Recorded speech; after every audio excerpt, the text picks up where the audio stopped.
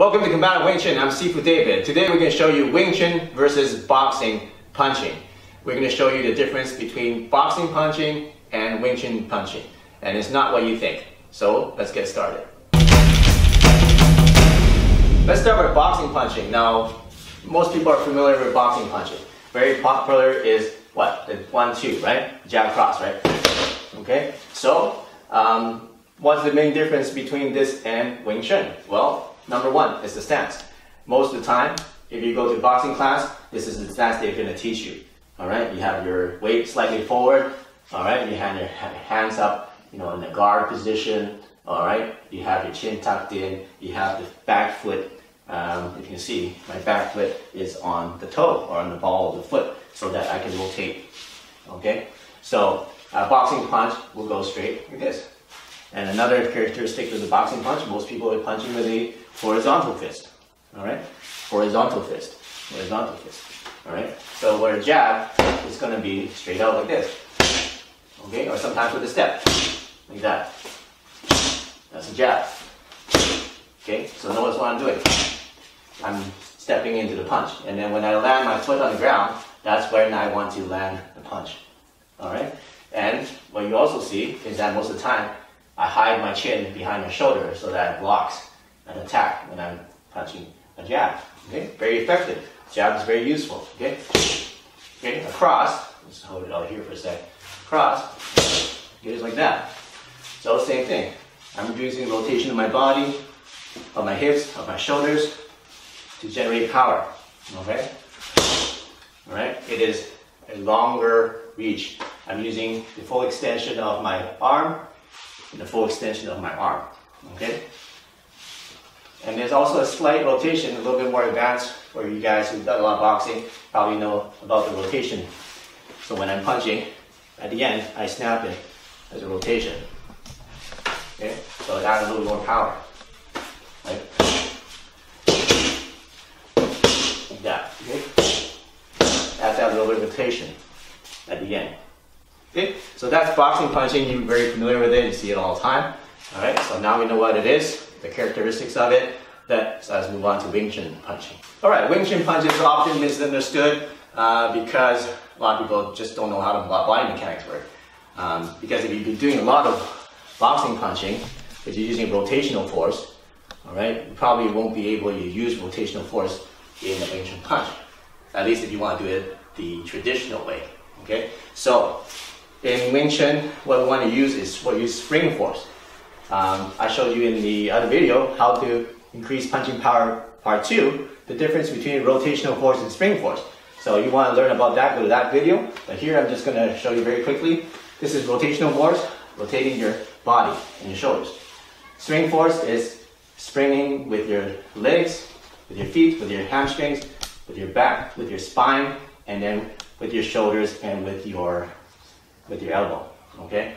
So with spring force, Wing Chun punches, number one, the main difference is it's made in a shorter distance because your elbow is down, all right? Versus this way, horizontal. The elbow is down, so it's meant for a shorter distance, all right? And also, we're using spring force going in the upward direction, all right? So that's more of a Wing Chun punch.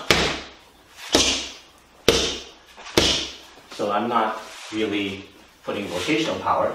As you can see, I'm using spring force. Okay?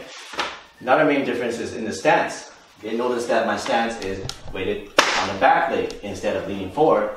I'm kind of leaning backward a bit, maybe a little bit straight up. Okay? The reason I'm doing that is because I want to use the spring of my back leg to generate that force. Okay? And I want to be able to thrust my hip forward like that. If your hip is already forward, you can't thrust it forward more, okay? So that's why in Wing Chun, one of the reasons you put the weight on the back leg is so that we can spring off from it and then use this hip check power, like in hockey. You do hip checks like that, right? So that's what you want to do. You want to use that hip power, okay? So once again, the characteristic is weight on the back leg, and you're using a spring power. Your elbows are down. And the third thing is that your punch is a vertical fist instead of horizontal fist. vertical fist and horizontal fist. And is used in a shorter range. Okay? Okay, why shorter range? Because person doesn't have enough time to react to short range punches from here. Okay? Boxing, the guy can see it, they can slip, they can duck it, they can parry it. And once you get to here, the eyes do not, and the brain does not have enough time to react to it. Most of the time you see in boxing, people punching this range, what do? They just clinch. They just clinch, right?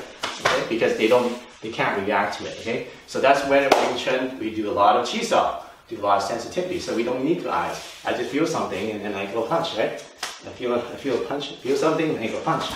Boom, boom, okay? So that's where Wing Chun punchers are better, if you can train the sensitivity to them, okay? So, because without my eyes, I can punch, and I know where he is because I got his hands, so I know where his head is, okay? For example, right? I know where his head is because I'm closing my eyes because I can feel his hand, I know where his wrist is, I know where his head is. So I don't need to use my eyes to know where my target is, right? Because I can feel where the target is. Right? So that's one advantage you can train Wing Chun, not to use your eyes. Basically just touch, and I know that's the outside of his arm. Here's his elbow, so his head is there. I don't need to think. Okay? If he's trying to hit me with this one, I know the energy is coming. I can feel it. I don't need to see it, right? And I know his head is there. Okay? I can feel his elbow, so I know where his hand is. I know where his balls are, right? Okay? So I don't need to look.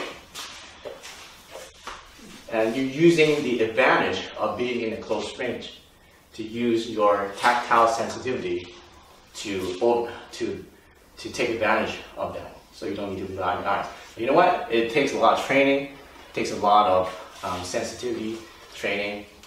There's stuff that I can show you. You can do at home, even without a partner to do this. A lot of people don't know how to do it, but I can show you how to do it. So just stay tuned to this channel. If you're interested in learning more, you want to learn Wing Chun, then go ahead and grab my free DVD. You just pay shipping. Just click a link on the bottom of the comments here, and a lot of people like it. So make sure you get that and grab that before we run out of copies. So we'll see you soon, next video.